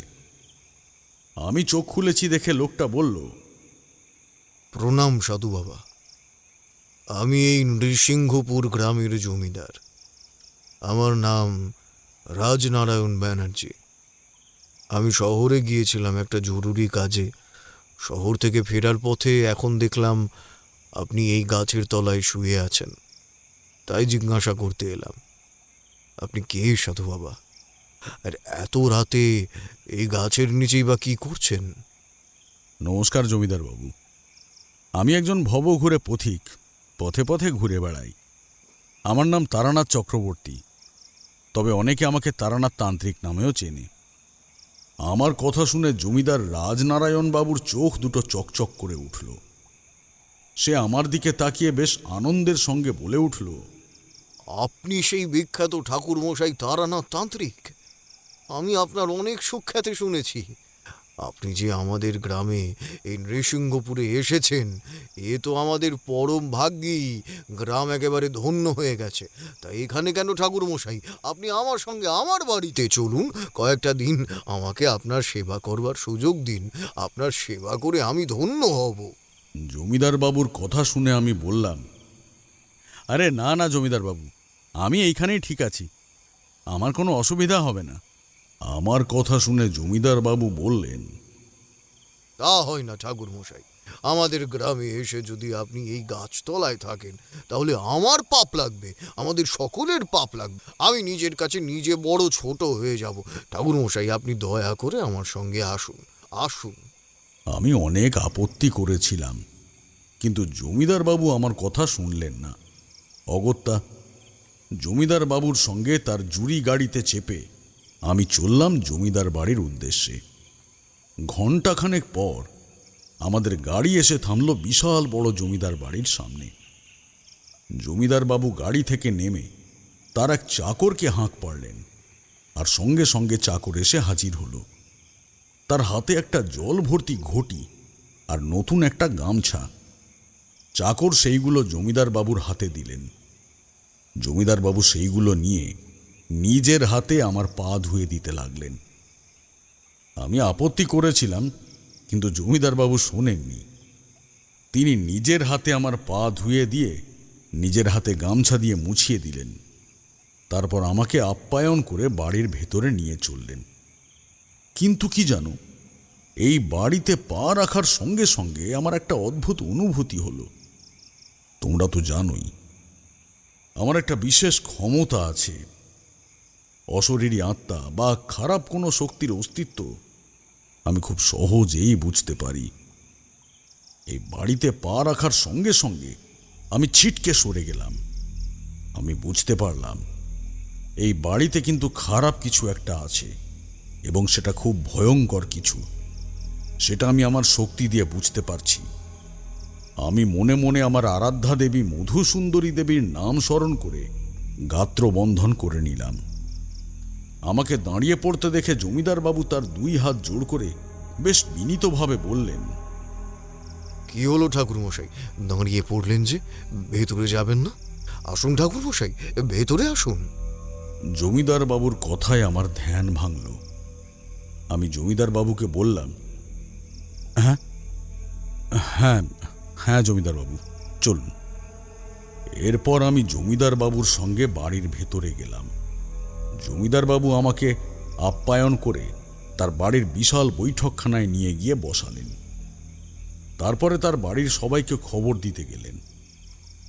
কিছুক্ষণ পর জমিদার বাড়ির সবাই বৈঠকখানায় এসে হাজির হলো। এই নৃসিংহপুরের জমিদার বাড়িতে প্রায় 50 থেকে 60 জন লোক একসঙ্গে থাকেন। তখনকার দিনে জমিদার বাড়িগুলোতে এইরকম ভাবেই লোক থাকতো। এর থেকে একটু বেশিই থাকতো, তবু কম থাকতো না। জমিদার বাবু সবার সঙ্গে আমার পরিচয় করিয়ে দিলেন। তারপর বাড়ির সবাই আমার পায়ে হাত দিয়ে প্রণাম করল। তারপর জমিদার বাড়ির সবাই মিলে আমায় আপ্যায়ন করতে লাগলেন। আমি বেশ বিব্রত বোধ করলাম। তারপর জমিদার বাবু আমাকে নিয়ে খাবার ঘরে খেতে বসলেন। আমি আপত্তি করেছিলাম। আমি বলেছিলাম যে আমি রাতে খেয়েছি, কিন্তু জমিদার বাবু আমার কথা শোনেননি। তিনি বলেছিলেন, ওই সব তো শুনবো না ঠাকুরমশাই, আপনার সেবা করবার সুযোগ যখন পেয়েছি তবে আর ছাড়বো না। ঠাকুরমশাই, আমি আপনার জন্য সামান্য একটু একেবারে সামান্য আয়োজন করেছি। এইটুকু যদি আপনি গ্রহণ না করেন আমি তাহলে খুব কষ্ট পাবো ঠাকুরমশাই। অগত্যা জমিদার বাবুর সঙ্গে খেতে বসতে হলো। কিন্তু খেতে বসে খাবারের বহর দেখে তো আমার মুখ হাঁ হয়ে গেল। কি নেই সেখানে? মাছ, মাংস, পোলাও, মিষ্টি। আমি তো খাবারের আয়োজন দেখে বললাম, ও বাবা, এটা কি করেছেন জমিদার বাবু? এত কিছু খাবো কিভাবে? এত কিছু আমি খেতে পারবো না। আমার আপত্তি শুনে জমিদার বাবু বললেন, দয়া করে না করবেন না ঠাকুরমশাই, এখন আপনি আমাদের আপনার সেবা করবার সুযোগ দিন। আপনি যদি না খান তাহলে আমরা মনের দিক থেকে খুবই কষ্ট পাবো ঠাকুরমশাই। জমিদার বাবুর অনুরোধ শুনে আমি আর না করতে পারলাম না। খাওয়া দাওয়ার পর আমাকে আমার শোয়ার কক্ষে নিয়ে যাওয়া হলো। স্বয়ং জমিদার বাবু আমাকে নিয়ে গেলেন। আমরা আমার কক্ষের সামনে এসে দাঁড়ালাম। তারপর ভিতরে প্রবেশ করলাম। ঘরে ঢুকে আমি প্রথমে চারদিকটা একটু চোখ বুলিয়ে নিলাম। ঘরটা বেশ বড় এবং নানা রকম দামি দামি আসবাবপত্র দিয়ে সাজানো। জমিদার বাবু আমাকে বললেন, এইটা আপনার ঘর ঠাকুরমশাই, আজ থেকে আপনি এই ঘরেই থাকবেন। কোনো দরকার হলে এই যে হরিকে জানাবেন। এরপরে জমিদার বাবু হরিকে ডাক দিলেন, আর সঙ্গে সঙ্গে জমিদার বাবুর চাকর হরি এসে হাজির হলো। জমিদার বাবু হরিকে দেখে বললেন, হরি, আজ থেকে ঠাকুরমশাইয়ের যা যা দরকার হবে সব কিছু দেখে রাখবি, যা যা লাগবে সব কিছু এনে দিবি। দেখিস ঠাকুরমশাইয়ের যেন কোনো অসুবিধে না হয়। হেগে কর্তা, আপনি ও নিয়ে কোনো চিন্তা করবেন না, সে আমি দেখে নেব। ঠাকুর মশাইয়ের কোনো অসুবিধা হবে না, আমি আপনাকে কথা দিচ্ছি। হরির কথা শেষ হতেই জমিদার বাবু বললেন, ঠিক আছে। তারপর আমার দিকে তাকিয়ে বললেন, ঠাকুরমশাই, অনেকটা রাত হলো, এবার আপনি বিশ্রাম নিন। আর যা দরকার হবে অবশ্যই হরিকে বলবেন, কিন্তু কোনো দ্বিধা করবেন না। হ্যাঁ, এই বলে জমিদার বাবু আমার কক্ষ ছেড়ে প্রস্থান করলেন। হরি আমাকে জিজ্ঞেস করল আমার কিছু লাগবে কি না। আমি বললাম না, কিছু লাগবে না। এরপরে হরি আমার কক্ষ ছেড়ে প্রস্থান করল। হরি চলে যেতেই আমি কক্ষের দরজা বন্ধ করে বিছানায় এসে বসলাম। কিছুক্ষণ বসে থেকে আমি শুয়ে পড়লাম, কিন্তু ঘুম আর এলো না। মনের মধ্যে একটা অদ্ভুত খচখচানি হতে লাগলো। সেই খচখচানি নিয়েই সারা রাত পার করলাম। সকালে উঠে হরি আমাকে চা দিয়ে গেল। কিছুক্ষণ পর জমিদার বাবু আমার কক্ষে এলেন। তারপর জিজ্ঞেস করলেন, ঠাকুরমশাই, রাতে ভালো ঘুম হয়েছিল তো? কোনো অসুবিধা হয়নি তো? আমি এবার জমিদার বাবুকে একটা প্রশ্ন করলাম। বললাম, জমিদার বাবু, আপনি যদি কিছু মনে না করেন তাহলে একটা কথা বলবো। আমার কথা শুনে জমিদার বাবু হাত জোড় করে বললেন, হ্যাঁ বলুন না ঠাকুরমশাই, কি বলবেন? আসলে আমার কিছু বিশেষ ক্ষমতা আছে। আমি কোনো খারাপ জিনিসের অস্তিত্ব বুঝতে পারি। কালকে আপনার বাড়িতে আসার পর থেকে আমি বুঝতে পারছি এই বাড়িতে কিন্তু কোনো খারাপ কিছু আছে। আচ্ছা, সত্যি কি তাই? আপনি যদি আমাকে সবটা খুলে বলেন তাহলে আমি আপনাকে বা আপনার পরিবারকে সাহায্য করতে পারি। এতক্ষণ ঠাকুরমশাই আমাদের একটানা গল্প বলে যাচ্ছিলেন। এইবার তিনি স্বল্প কিছুক্ষণের জন্য একটু থামলেন। তারপর আমাদের বললেন, তোমরা একটু বসো হে, আমি ভিতরের বাড়ি থেকে আসছি। চারিকে একটু চায়ের কথা বলে আসি। আমার আবার গড়গড়াখানা একটু সেজে নিয়ে আসি। এই বলে ঠাকুরমশাই ভিতরে বাড়ির দিকে চলে গেলেন। ঠাকুরমশাই চলে যেতেই আমি আর কিশোরী বাইরে এসে দাঁড়ালাম। তারপর দুজন দুটো সিগারেট বার করে ধরিয়ে টানতে লাগলাম। আমি আর কিশোরী ভালো করেই জানি, ঠাকুরমশাই যখন একবার বাড়ির ভিতরে গেছেন তখন আর বেশ কিছুক্ষণ আসবেন না। অগত্যা আমরা ধূমপান করতে লাগলাম। সিগারেট শেষ হলে সেটাকে ফেলে দিয়ে আমরা ফিরে এলাম। ফিরে এসে দেখলাম ঠাকুরমশাই জ্বলন্ত গড়গড়া হাতে চৌকিতে বসে আছেন। আমরাও গিয়ে তার সামনে বসলাম। ঠাকুরমশাই আমাদের দেখে বললেন, হ্যাঁ, কোথায় ছিলাম জানো? ও হ্যাঁ, মনে পড়েছে। আমার কথা শুনে জমিদার বাবু বললেন, ঠাকুরমশাই, আমি আপনাকে সব বলবো। আমরা খুব বিপদে পড়েছি। সেই বিপদ থেকে আপনি আমাদের রক্ষা করতে পারেন। কি বিপদ? জমিদার বাবু বললেন, আগে আপনি জলখাবারটা খেয়ে নিন, তারপর আমি আপনাকে সব বলছি। আচ্ছা বেশ, তাই হবে। এই বলে জমিদার বাবু চলে গেলেন। জমিদার বাবু চলে যেতেই আমি আমার ঘরে বসে ভাবতে লাগলাম, কি এমন রহস্য লুকিয়ে আছে এই বাড়ির আনাচে কানাচে। এইসব ভাবনার মধ্যে হরি আমাকে ডাকতে এলো জলখাবার খাওয়ার জন্য। আমি হরির সঙ্গে খাবার ঘরে গেলাম। খাবার ঘরে গিয়ে দেখলাম জমিদার বাবু আমার জন্য অপেক্ষা করছেন। আমাকে আসতে দেখে জমিদার বাবু চেয়ার ছেড়ে উঠে দাঁড়ালেন। তারপর হাত জোড় করে আমার উদ্দেশ্যে বললেন, আসুন ঠাকুরমশাই, বসুন, জলখাবারটা খেয়ে নিন। তারপরে আমি আর জমিদার বাবু জল খাবার খেতে বসলাম। জল খাবার খেতে বসে তো এক বিপুল আয়োজনের সম্মুখীন হতে হলো আমাকে। খাওয়ার আয়োজন দেখে তো আমার চোখ ছানা বড়া হওয়ার জোগাড়। খাবার টেবিলটা নানা রকমের খাবারে সজ্জিত। লুচি, মিষ্টি, তরকারি, এরকম নানা রকমের খাবার। আমি খাচ্ছি না দেখে জমিদার বাবু বললেন, কি হলো ঠাকুরমশাই, খান। জমিদার বাবু, এত খাবার? তাতে কি হয়েছে ঠাকুরমশাই, খেয়ে নিন, ওইটুকু আপনি খেতে পারবেন। এরপরে আমি আর জমিদার বাবু খাওয়া শুরু করলাম। খাওয়া দাওয়া শেষ করে আমি আর জমিদার বাবুর ঘরে গিয়ে বসলাম। জমিদার বাবুর ঘরটা বেশ সুন্দর এবং নানা রকমের সুন্দর সুন্দর দামি আসবাবপত্র দিয়ে সাজানো। জমিদার বাবু আমাকে ঘরে নিয়ে গিয়ে বসালেন। তারপর নিজেও আমার সামনে বসলেন। তারপর বললেন, ঠাকুরমশাই, আমাদের বংশে একটা অভিশাপ আছে। বহু বছর ধরে আমাদের বংশ, অর্থাৎ আমাদের ব্যানার্জি বংশ, এই অভিশাপ বহন করে আসছে। আজ থেকে বহু বছর আগে আমাদের বংশের একজন পূর্বপুরুষ একটি অন্যায় করেছিলেন। সেই পাপে আমাদের এই অভিশাপ। আমাদের বংশের সেই পূর্বপুরুষ, যার নাম ছিল নৃসিংহ নারায়ণ ব্যানার্জি, অর্থাৎ যার নামে এই গ্রামের নাম নৃসিংহপুর, তিনি তখন এই গ্রামের প্রথম জমিদার হয়েছেন।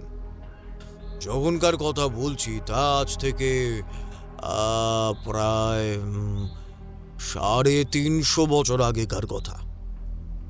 তিনি প্রজাবৎসল ছিলেন ঠিকই, কিন্তু নারী বিদ্বেষী ছিলেন। তিনি নারীদের এতটাই ঘৃণা করতেন যে সারা জীবনেও তিনি বিবাহ বন্ধনে আবদ্ধ হননি, এমনকি নিজের জন্মদাত্রী মাকেও সহ্য করতে পারতেন না।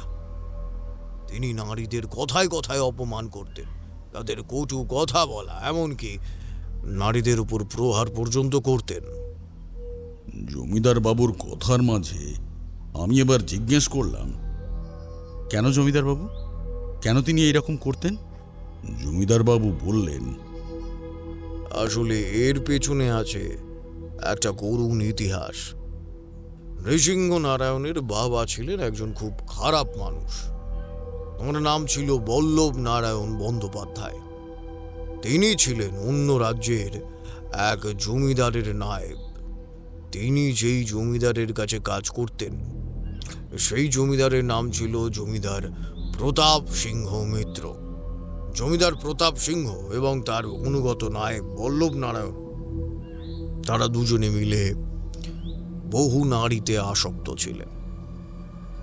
এমনকি নায়েব বল্লভ নারায়ণ, মানে নৃসিংহ নারায়ণের বাবা, তার বাড়িতেও নারীদের নিয়ে এসে প্রণয় লীলায় মেতে উঠতেন। নৃসিংহ নারায়ণের মা বিমলা দেবী তার স্বামী বল্লভ নারায়ণকে আটকানোর অনেক চেষ্টা করেছিলেন, কিন্তু পারেননি। আর আটকানোর চেষ্টা করার ফলে তার কপালে জুটত মারাত্মক প্রহার।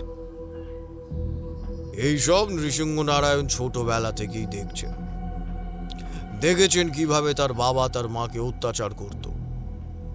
সেই থেকে নৃসিংহ নারায়ণের শিশু মনে তার বাবার প্রতি ক্ষোভ জন্মাতে শুরু করে, এবং ক্ষোভ জন্মাতে শুরু করে সেই সমস্ত নারীদের প্রতি যারা টাকা আর অর্থের লোভে নিজের সতীত্ব তুলে দেয় নৃসিংহ নারায়ণের পিতা বল্লভ নারায়ণ এবং জমিদার প্রতাপ সিংহ মিত্রের মতো লোকেদের হাতে। এইভাবে তার শিশু মনে নারীদের প্রতি বিদ্বেষ আর ক্ষোভ জন্মাতে শুরু করে। তিনি মনে করতেন সব নারীরাই এক, সব নারীরাই নিজের সতীত্ব এবং সম্মান টাকার বিনিময়ে অন্য পুরুষের হাতে তুলে দেয়। তাই তিনি সব শ্রেণীর নারীদেরই ঘৃণা করতেন। এই ঘৃণা একদিন চরম রূপ নেয় যখন তার প্রিয় বন্ধু এবং বেঁচে থাকার অবলম্বন এবং তার ছায়া, যার আঁচলের তলায় থেকে সে বাঁচত, দুঃখ কষ্ট হলে যাকে জড়িয়ে ধরে কাঁদত, আনন্দ হলে তাকে সে জড়িয়ে ধরত, অর্থাৎ তার জন্মদাত্রী মা যখন মারা যায়। এবার জমিদার বাবুকে একটু থামিয়ে আমি জমিদার বাবুকে জিজ্ঞেস করলাম, এক মিনিট জমিদার বাবু, এক মিনিট। নৃশংস নারায়ণের জগদ্ধাত্রী মা মারা গেলেন, মানে আপনি তো বললেন নৃশংস নারায়ণের মা নাকি বেঁচে ছিলেন, তিনি নাকি অন্য নারীদের সঙ্গে তার জন্মদাত্রী মাকেও সহ্য করতে পারতেন না। তাহলে এখন কেন বলছেন যে নৃসিংহ নারায়ণের মা বিমলা দেবী মারা গিয়েছেন? এই ব্যাপারটা তো আমি ঠিক বুঝলাম না। আমার কথা শুনে জমিদার বাবু আমাকে বললেন, যাকে আমরা জমিদার নৃসিংহ নারায়ণের মা বলে জানি, তিনি নৃসিংহ নারায়ণের মা ছিলেন না।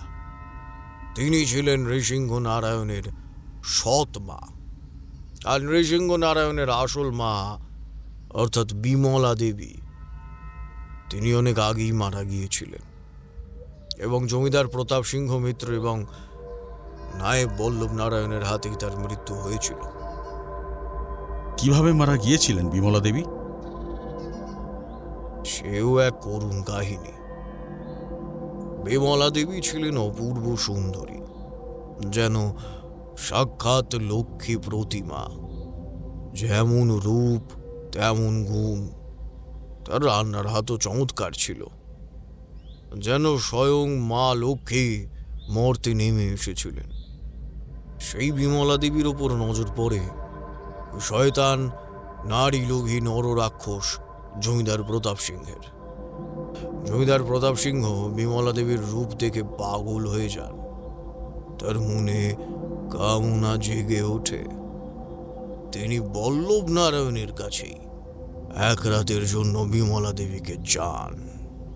তার শয়তান নায়েব বল্লভ নারায়ণ সঙ্গে সঙ্গে রাজি হয়ে যায়। সেদিন রাতে জমিদারের লোক এসে বিমলা দেবীকে তুলে নিয়ে যায় জমিদার বাড়িতে। তারপর ওই শয়তান জমিদার বিমলা দেবীকে কুপ্রস্তাব দেয়, কিন্তু বিমলা দেবী কিছুতেই রাজি হননি। ফলবশত জমিদার প্রতাপ সিংহ বিমলা দেবীর বলপূর্বক সম্মানহানি করেন এবং তাকে হত্যা করে নদীর পাড়ে ফেলে দিয়ে আসেন। আর এই সব দৃশ্য ছোট্ট নৃসিংহ নারায়ণ দেখে ফেলেছিল। আসলে বিমলা দেবীকে যখন তুলে নিয়ে যাওয়া হচ্ছিল, তখন নৃসিংহ নারায়ণের ঘুম ভেঙে যায় এবং তার মাকে কে বা কারা তুলে নিয়ে যাচ্ছে এইটা দেখবার জন্য তিনি সেই লোকগুলোর পিছু নেন এবং তখনই দেখতে পান সেই নারকীয় দৃশ্য। তখন থেকেই নৃসিংহ নারায়ণের মাথায় আগুন জ্বলে ওঠে। তিনি প্রতিশোধ নেবার জন্য ছটপট করতে থাকেন, কিন্তু সেই সুযোগ তিনি পাচ্ছিলেন না। এরই মধ্যে কেটে গেল বেশ কয়েকটা বছর। এর মধ্যে তার নরপিশাচ বাবা একজন নতুন নারীকে বউ করে এনেছেন ঘরে, নতুন বউ। সেই দেখে নৃসিংহ নারায়ণের প্রতিশোধের নেশাটা আরো বেড়ে যায় এবং তিনি অপেক্ষা করতে থাকেন প্রতিশোধ নেবার। তিনি তার বাবা ও সৎ মাকে একদম সহ্য করতে পারতেন না। সব সময় একা একা থাকতেন আর মনে মনে প্রতিশোধ নেবার জন্য ছটপট করতেন। এইভাবেই চলছিল দিন। একদিন তিনি প্রতিশোধ নেওয়ার সুযোগ পেলেন। নৃসিংহ নারায়ণের তখন 16 বছর। তিনি তার মায়ের মৃত্যুর প্রতিশোধ নিলেন। একদিন রাতে জমিদার বাড়িতে জমিদার বাবু এবং নায়েব মশাই যখন নারী লীলায় ব্যস্ত, তখন নৃসিংহ নারায়ণ চুপি চুপি জমিদার বাড়িতে আগুন লাগিয়ে দেন। আর সঙ্গে সঙ্গে দাউ দাউ করে জ্বলতে থাকে সেই আগুন। সেই আগুনে জমিদার প্রতাপ সিংহ, নায়েব বল্লভ নারায়ণ এবং জমিদার বাড়ির সবাই পুড়ে মারা যায়। এবং সেদিন রাতেই নৃসিংহ নারায়ণ ওই গ্রাম ছেড়ে আমাদের গ্রামে চলে আসে, মানে নৃসিংহপুরে। তখন অবশ্য এই জায়গায় এইরকম জনবসতি ছিল না। তখন এইখানটা ছিল ফাঁকা মাঠ। ধীরে ধীরে নৃসিংহ নারায়ণ এই জায়গায় জনবসতি গড়ে তোলেন, এই জায়গার জমিদার হয়ে বসেন। এইবার যদি আপনি প্রশ্ন করেন যে নৃসিংহ নারায়ণ যদি সারা জীবনেও বিয়ে না করেন, তাহলে তার বংশবৃদ্ধি হলো কিভাবে? আসলে আমরা কেউ নৃসিংহ নারায়ণের বংশধর নয়। আমরা তার খুড়তুতো ভাই নিশি নারায়ণ ব্যানার্জির বংশধর।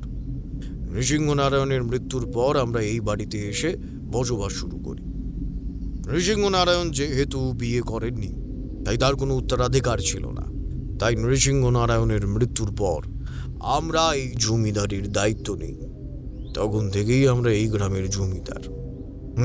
যা বলছিলাম, নৃসিংহ নারায়ণ একটা অন্যায় করেছিলেন, আর সেই জন্য আমাদের ব্যানার্জি বাড়িতে অভিশাপ লাগে। জমিদার নৃসিংহ নারায়ণ যে অন্যায় করেছিলেন সেটা হলো নৃসিংহ নারায়ণ একজন নারীকে হত্যা করেছিলেন, আর সেই জন্য আমাদের বাড়িতে অভিশাপ লেগেছে। সে কি? কাকে হত্যা করেছিলেন নৃসিংহ নারায়ণ? আর কিভাবেই বা আপনাদের বাড়িতে অভিশাপ লাগলো? বলছি ঠাকুরমশাই, সব বলছি, একটু দাঁড়ান। এই বলে জমিদার বাবু উঠে দাঁড়ালেন এবং আমাকে বললেন, ঠাকুরমশাই, আমি আপনাকে সব বলবো, তার আগে আপনি একবার আমার সঙ্গে আসুন। জমিদার বাবুর কথা শেষ হতেই আমি জমিদার বাবুকে জিজ্ঞেস করলাম, কোথায় যাব জমিদার বাবু? নৃসিংহ নারায়ণের ঘরে। আপনাকে ঘরটা একটু দেখিয়ে নিয়ে আসি, তারপর আপনাকে আর একটা জায়গায় নিয়ে যাব। আবার কোথায় যাব? যার জন্য আমাদের বাড়িতে অভিশাপ, তাকে দেখবেন না। মানে? সব বলবো আপনাকে ঠাকুরমশাই, তার আগে আমি আপনাকে কিছু জিনিস দেখাতে চাই। আপনি দয়া করে সঙ্গে আসুন। জমিদার বাবুর এইরকম কাকুতি মিনতি শুনে আমি জমিদার বাবুকে বললাম, বেশ, চলুন।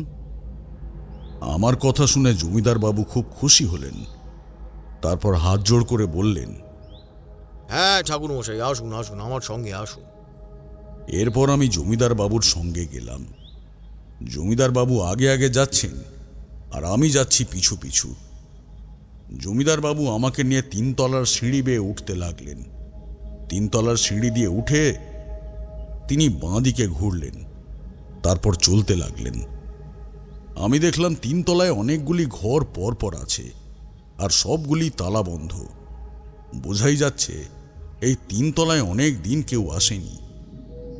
জমিদার বাবুর মুখেই এই কথা শুনলাম। জমিদার বাবু বললেন, প্রতিদিন চাকর এসে 3 তলাটা পরিষ্কার করে চলে যায়, তাও ঘরগুলোতে ঢোকে না, বাইরে থেকেই পরিষ্কার করে চলে যায়। এই দেখুন, এই সেই ঘর। দরজাটা কিন্তু সোনার। দাঁড়ান, দরজাটা খুলি। আসুন। বিশাল ঘর, পুরনো দিনের এইসব আসবাবে সব ভর্তি, একটু ময়লা অপরিষ্কার। আসুন, এই দেখুন, এই ছবি হাতে আঁকা। বলুন তো, চেহারা আর পোশাক দেখে জমিদার বলে মনে হচ্ছে কিনা? ইনি কে জমিদার বাবু? ইনি সেই গ্রামের প্রথম জমিদার, নৃসিংহ নারায়ণ বন্দ্যোপাধ্যায়। আমি জমিদার বাবুর কথা শুনে ছবিটার দিকে ভালো করে তাকালাম। ভদ্রলোকের চেহারায় ব্যক্তিত্ব আছে, জমিদার বলে কথা। এইবার জমিদার বাবু আমাকে নিয়ে ঘর থেকে বেরিয়ে এলেন, তারপর আবার দরজার বাইরে থেকে তালা লাগিয়ে দিলেন। তারপরে তিনি আমাকে নিয়ে 3 তলা থেকে নিচে নেমে এলেন। নিচে নেমে এসে তিনি চাকরকে হাঁক দিলেন। তারপর চাকর এসে জমিদার বাবুর সামনে দাঁড়ালো। জমিদার বাবু চাকরকে দেখে বললেন, এই শোন, ঝুড়ি গাড়ির চালককে ঝুড়ি গাড়িটা বার করতে বল, আমি একটু বেরোবো। জমিদার বাবুর কথা শুনে চাকর সঙ্গে সঙ্গে ছুটল জুড়ি গাড়ির চালককে খবর দিতে। চাকর চলে যেতে জমিদার বাবু আমার দিকে তাকিয়ে বললেন, ঠাকুরমশাই, আপনি আর আমি একটু বেরোবো, আপনি তৈরি হয়ে নিন, আমিও তৈরি হয়ে আসছি। এই বলে জমিদার বাবু তার ঘরের দিকে চলে গেলেন তৈরি হতে, এবং আমিও চললাম আমার ঘরের দিকে। কিছুক্ষণের মধ্যেই তৈরি হয়ে ফিরে এসে দেখলাম জমিদার বাবু আমার জন্যে জুড়ি গাড়িতে অপেক্ষা করছেন। আমাকে দেখে জমিদার বাবু হাত জোড় করে গাড়ি থেকে নেমে এলেন। তারপর আমাকে জুড়ি গাড়িতে চাপার অনুরোধ করলেন। আমি জুড়ি গাড়িতে চেপে বসলাম এবং জমিদার বাবুও জুড়ি গাড়িতে চেপে বসলেন। তারপর জমিদার বাবু জুড়ি গাড়ি ছাড়ার নির্দেশ দিলেন, আর সঙ্গে সঙ্গে গাড়ির চালক গাড়ি ছেড়ে দিল। গাড়ি চলতে শুরু করলো আপন গতিতে। পথে যেতে যেতে জমিদার বাবু আমার সঙ্গে একটা কথাও বললেন না। ঘণ্টাখানেক পর আমাদের সেই গাড়ি এসে থামল একটা ভগ্নপ্রায় কুঁড়ে ঘরের সামনে। কুঁড়ে ঘরের অর্ধেকটা প্রায় ভগ্নপ্রায়, যেটুকু আছে সেটা না থাকার মতনই। গাড়ি থামতেই জমিদার বাবু নেমে গেলেন। তারপরে আমাকে অনুরোধ করলেন গাড়ি থেকে নামার জন্য। জমিদার বাবুর সঙ্গে সঙ্গে আমিও গাড়ি থেকে নামলাম। তারপর জমিদার বাবু আমাকে নিয়ে এগিয়ে চললেন ওই ভগ্নপ্রায় ঘরটির দিকে। ঘরের সামনে পৌঁছতেই জমিদার বাবু বললেন, ঠাকুরমশাই, এই হচ্ছে সেই ঘর, যেই ঘরে আমাদের বংশের অভিশাপ থাকতো। জমিদার বাবুর কথা শেষ হতেই আমি অবাক হয়ে বললাম, আপনি কি বলছেন? আমি তো কিছুই বুঝতে পারছি না, একটু স্পষ্ট করে বলবেন। জমিদার বাবু আমার কথা শুনে বললেন, হ্যাঁ ঠাকুরমশাই, চলুন গাড়িতে গিয়ে বসি, সেখানে বসেই যা বলার সব বলবো। ঘরটিকে ভালো করে দেখার পর আমি আর জমিদার বাবু আবার গাড়িতে চড়ে বসলাম। তারপর আবার গাড়ি চলতে শুরু করলো জমিদার বাড়ির উদ্দেশ্যে। পথে যেতে যেতে জমিদার বাবু আবার বলতে শুরু করলেন, ঠাকুরমশাই, যেই বাড়িটি দেখলেন সেই বাড়িটা ছিল এক জনম দুঃখী মেয়ের। তার নাম ছিল শ্যামা। শ্যামবর্ণা মেয়ে, কিন্তু মুখটা ছিল বড় মায়াবী। তার বাড়িতে শুধু তার বাবা থাকত। শ্যামা দেখতে খুব সুন্দরী না হলেও মিষ্টি ছিল, সেই জন্য লোকে তাকে পছন্দ করত। কিন্তু শ্যামা কাউকেই পছন্দ করত না। তার মন পড়ে থাকত জমিদার নৃসিংহ নারায়ণের প্রতি। শ্যামা নৃসিংহ নারায়ণকে অন্তর থেকে পছন্দ করত, কিন্তু শ্যামা এটাও জানত যে নৃসিংহ নারায়ণ মেয়েদের পছন্দ করতেন না। তাই শ্যামা তার মনের ইচ্ছে, মনের ভালোবাসা মনের মধ্যেই রেখেছিল। তার বিশ্বাস ছিল নৃসিংহ নারায়ণ হয়তো একদিন তাকে পছন্দ করবেন।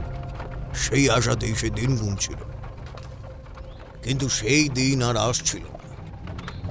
1 বছর 2 বছর করে দিন কাটছিল, কিন্তু জমিদার নৃসিংহ নারায়ণ শ্যামাকে কখনোই এসে বলছিলেন না যে শ্যামাকে তিনি পছন্দ করেন, তাকে স্ত্রী রূপে গ্রহণ করতে চান।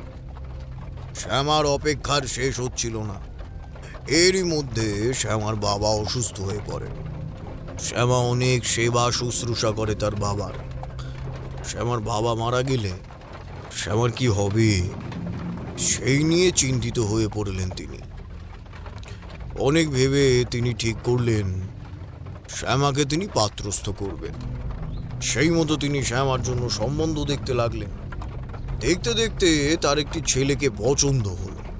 তিনি শ্যামাকে সেই কথা জানালেন, কিন্তু শ্যামা এই বিয়েতে রাজি নয়। শ্যামা কিভাবে বিয়েতে রাজি হবে?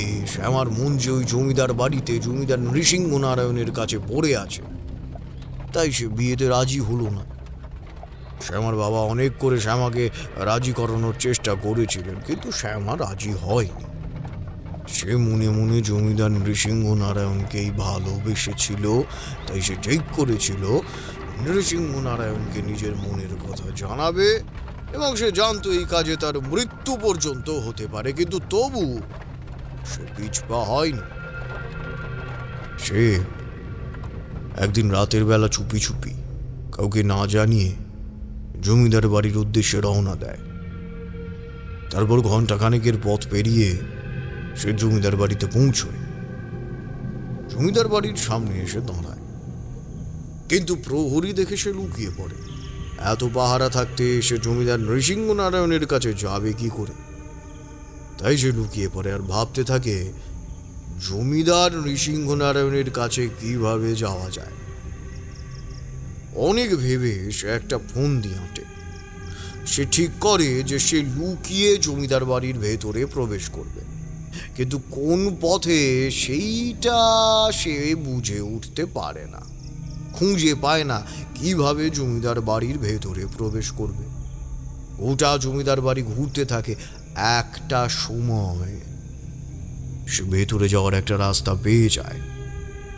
জমিদার বাড়ির পেছনের দিকে একটা ভাঙা দেওয়াল ছিল। শ্যামা ওই দেওয়াল টপকে জমিদার বাড়ির ভেতরে প্রবেশ করে। শ্যামা গ্রামের মেয়ে, তাই এইসব ছোটখাটো পাঁচিল টপকানো তার কাছে কিছুই নয়। শ্যামা পাঁচিল টপকে ভেতরে প্রবেশ করে এবং জমিদার বাড়ির ভিতর ঢুকতে থাকে। সন্তর্পণে জমিদার বাড়ির ভেতরে হাঁটছে, যাতে কেউ তাকে দেখে না ফেলে। হাঁটতে হাঁটতে এক সময় জমিদার নৃসিংহ নারায়ণের ঘরের সামনে এসে পৌঁছয়। তারপর দরজায় টোকা দেয়। কিছুক্ষণ পর নৃসিংহ নারায়ণ দরজা খুলে আপাদ মস্তক চাদর মুড়ি দেওয়া শ্যামাকে দেখতে পান। শ্যামা নৃসিংহনারায়ণকে দেখে আচমকা তার বুকে একেবারে ঝাঁপিয়ে পড়ে, আর আচমকা এইরকম হওয়ায় নৃসিংহনারায়ণ টাল সামলাতে না পেরে মাটিতে পড়ে যান, আর সঙ্গে সঙ্গে তার মাথায় রক্ত চড়ে যায়। তখনই তিনি উঠে দাঁড়িয়ে শ্যামাকে এক টানে উঠে দাঁড় করিয়ে তার গালে একটা সজোরে চড় কষান। কঠিন পুরুষালী হাত শ্যামার গালে পড়াতে শ্যামার হরিণের ন্যায় আঁখি পল্লব দুটি টলটলে জলে একেবারে ভরে ওঠে। তবুও শ্যামা পিছপা হয় না। সে জমিদার নৃসিংহনারায়ণকে তার মনের কথা জানায়। শ্যামা নৃসিংহনারায়ণকে বলে যে সে তাকে ভালোবাসে এবং তাকে স্বামীরূপে পেতে চায়। এই কথা শুনে নৃসিংহনারায়ণের মাথা আরো গরম হয়ে ওঠে। সে আরো একবার শ্যামাকে চড় কষায়। পরপর 3 বার ঠিক এরকম চড় খাওয়ার পর শ্যামার মাথা ভনভন করে ঘুরতে থাকে। শ্যামা এবার মাটিতে বসে পড়ে। নৃসিংহনারায়ণ এবার জোরে জোরে প্রহরীদের ডাকতে থাকেন। প্রহরীরা এলে নৃসিংহনারায়ণ তাঁদের জিজ্ঞাসা করেন, এই মেয়ে কিভাবে এইখানে ঢুকলো? এই মেয়ে সাহস কিভাবে হয়? এই কে কোথায় আছিস? এই মেয়েকে টানতে টানতে এইখান থেকে বার করে দে। এইবার প্রহরীদের চোখ যায় মাটিতে বসে থাকা শ্যামার দিকে। প্রহরীরা বুঝতে পারছে না এই মেয়ে কিভাবে এই বাড়িতে ঢুকে পড়েছে। নৃসিংহনারায়ণ এবার জোরে চেঁচিয়ে প্রহরীদের আদেশ দেন এই মেয়েকে টানতে টানতে যেন জমিদার বাড়ি থেকে একেবারে বের করে দেওয়া হয়। জমিদার বাবুর কথা শুনে প্রহরীরা শ্যামাকে টানতে টানতে অপমান করে জমিদার বাড়ি থেকে বের করে দেয়। সেই অপমান শ্যামা সহ্য করতে পারে না। গ্রামের দিঘিতে ঝাঁপ দিয়ে আত্মহত্যা করে। শ্যামার মৃত্যুর পর তার বাবা জমিদার বাবুকে অভিশাপ দেন যে এই পরিবারে কোনো মেয়ে জীবিত থাকবে না, আর এই পরিবারের কোনো বংশবৃদ্ধি হবে না। এবার আমি জিজ্ঞেস করলাম, দাঁড়ান জমিদার বাবু, যদি শ্যামার বাবা এরকম অভিশাপ দিয়ে থাকেন তাহলে আপনাদের বংশবৃদ্ধি হচ্ছে কি করে? আমার প্রশ্ন শুনে জমিদার বাবু বললেন, সব বলছি ঠাকুরমশাই, সব বলছি, একটু ধৈর্য ধরুন। এই কথা শুনে নৃসিংহনারায়ণ হাসেন এবং বলেন তিনি তো বিয়েই করেননি, তাহলে বংশবৃদ্ধি হবে কিভাবে? শ্যামার বাবা বলেন তার অভিশাপ ফলবে, আর এই অভিশাপ শ্যামাই ফলাবে। এরপর শ্যামার বাবাও মারা যায়। ঠিক 1 মাস পর নৃসিংহনারায়ণও কোনো এক অচেনা কারণে মারা যান। নৃসিংহনারায়ণের মৃত্যুর পর এই জমিদারি অধঃপতনে যেতে থাকে। জমিদারি দেখার তো কেউ নেই। আর সেই সময় আমার এক পূর্বপুরুষ, এতক্ষণ যার কথা বলছিলাম, নৃসিংহনারায়ণের খুড়তুতো ভাই নিশিনারায়ণ, এই জমিদারির দায়িত্ব নিজের কাঁধে তুলে নেন এবং তিনি একজন তান্ত্রিককে দিয়ে শ্যামার আত্মাকে বদ্ধ করে রাখেন। বহু বছর শ্যামার আত্মা বন্দি অবস্থায় ছিল, কিন্তু একদিন আমার বৌদি শ্যামার আত্মাকে মুক্ত করে দেয়, আর তখন থেকেই শ্যামার অভিশাপ ফলতে শুরু করেছে। সেইটাই আমার বিশ্বাস। এই কথা বলে জমিদার বাবু চুপ করলেন। কিছুক্ষণ চুপ করে থেকে জমিদার বাবু আবার বললেন, আমার পরিবারের সব মহিলারা একে একে মারা যাচ্ছে। এইভাবে চলতে থাকলে আমাদের যে আর বংশবৃদ্ধি হবে না ঠাকুরমশাই। আপনি আমাদের রক্ষা করুন ঠাকুরমশাই, আমাদের রক্ষা করুন ঠাকুরমশাই, একটু দয়া করুন।